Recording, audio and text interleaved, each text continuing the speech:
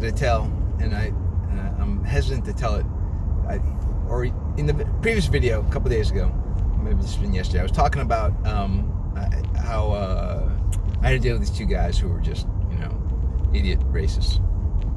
I didn't go into the story very deeply because I don't like virtue signaling. It bothers me. It sounds too much like pandering for a guy like me to come out and tell you about how much I have, I've faced down racism, because I didn't face it down. I just told two jerks not to be jerks, or just stay away from me if you are going to be jerks. So I was trying to think today, what's the root of my reasoning? Why do I feel that way about virtue signaling? Like, look at me, I'm so wonderful, and I care about all these. Because I do care about people, and genuinely care about people. I don't necessarily care about groups and group identity, group politics, but I support individual rights, which means an individual who is gay has the right to get married, because that's an individual right.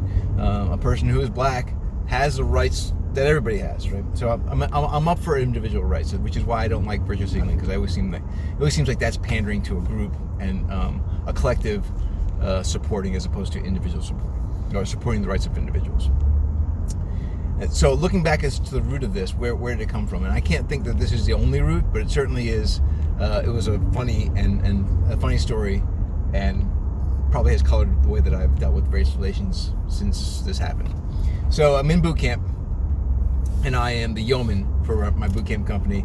Yeoman is a guy who keeps the schedule and the logbook and does like does the what do they call it when they call everybody by name? That thing when you call everybody by name to make sure they're all there. I did that.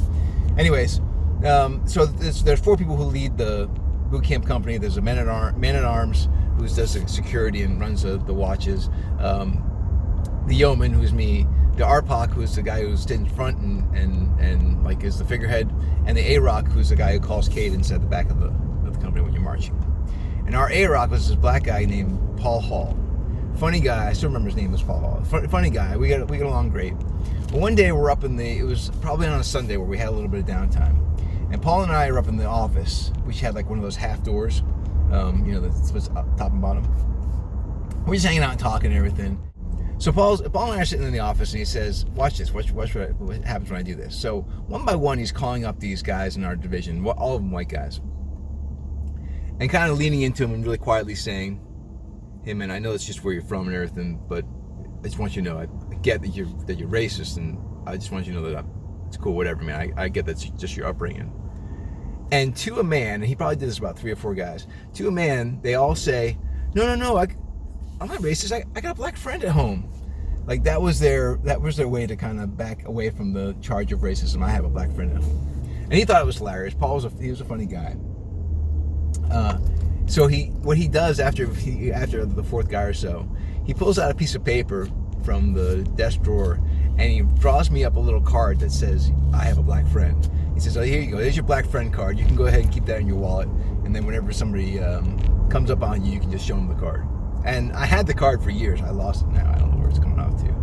But I think what Paul was trying to show me was that there's an immediate reaction, defensiveness to it.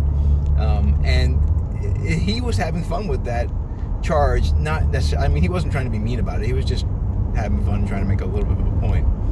And I never really felt like I needed to throw out any kind of bona fides. I don't hang out with a lot of black dudes right now, but I don't hang out with a lot of anything right now. My free time is so valuable. I don't hang out with people. I'm just happy to get home and do some drawing. So I have nothing against, obviously. I'm not going to keep on saying that, because that starts to get to where I feel like I'm virtue signaling. That everyone has to know that I'm not. My point always has been, turkeys.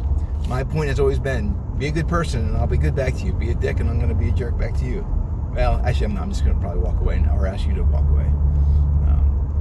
Besides my rage issues, I generally try to distance myself.